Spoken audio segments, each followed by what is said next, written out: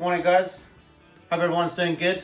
Passover's coming up, so I'm going to teach you guys how to make some matzah balls. In a bowl I've just got some matzah meal, so that's matzah crackers that have just been blended. That's 1 cup in there. 4 eggs, 3 tablespoons of oil, and then I'm going to add the water to this mix as well. So we're going to start with the oil.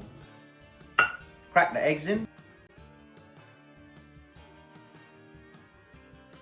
1/4 cup of water to this mix. In.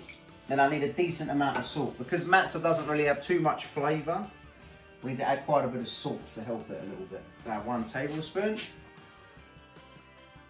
Boom shakalaka. Whiskey. Now the mix, when you mix it, is going to look extremely wet. Don't panic, you haven't done anything wrong. We're going to chill it in the fridge, and then what it's going to do is the matzah is going to drink all of the liquid, and then it's going to get very stiff, okay? And when we cook these, we're looking for them to double in size, all right? Give it a good whisk. You want to give it a good whisk so we break down the eggs. It's looking nice and loose. That's exactly what I'm looking for. I'm going to pop that in the fridge and let it stiffen up. I'm probably going to give it an hour or 2, okay? Make sure you wrap him when you put him in the fridge. See you in a couple of hours of cooking, guys. Alright guys, so we're going to shape the matzah balls now. The mix has come out of the fridge. It's important that we give it a quick mix after it comes out of the fridge, just to make sure everything's incorporated nicely. You can see how much thicker it is now. That's what we're looking for. I always have just a pot of warm water next to me so I can wet my hands so that the mixture's not going to stick to my hands. And I'm looking for a ball about that big, okay? And I'm just going to roll that up.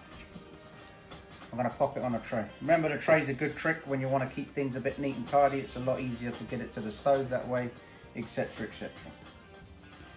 So we're just going to shape these. I've got a pot of boiling water behind me. You can probably hear the lid going da-da-da-da-da-da-da-da-da. We're not sending Morse code. It's very important that the water is boiling rapidly and it's well seasoned with a lot of salt, okay?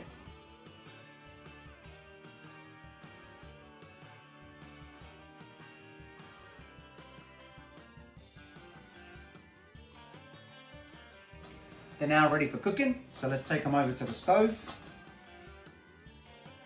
All I'm going to do is I'm going to very gently drop the matzah balls in, okay? Very gently. Spent a nice amount of time making it. Let's be a little bit gentle with them. Just give them a little extra shake before they go in. Just wet your hands to get them off the tray. It will be helpful for you so they don't stick to your hands. Because the matzah meal itself is quite dense, it's going to take a little while to cook through properly. You might think they're cooked and pull them out and cut them and realise they're not quite there. So I always do about 30 to 40 minutes just to be on the safe side.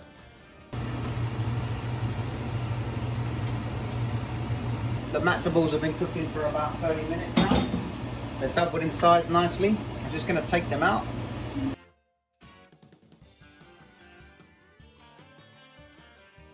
So I'm going to just let these cool off now till the steam evaporates, and I'm going to box them up.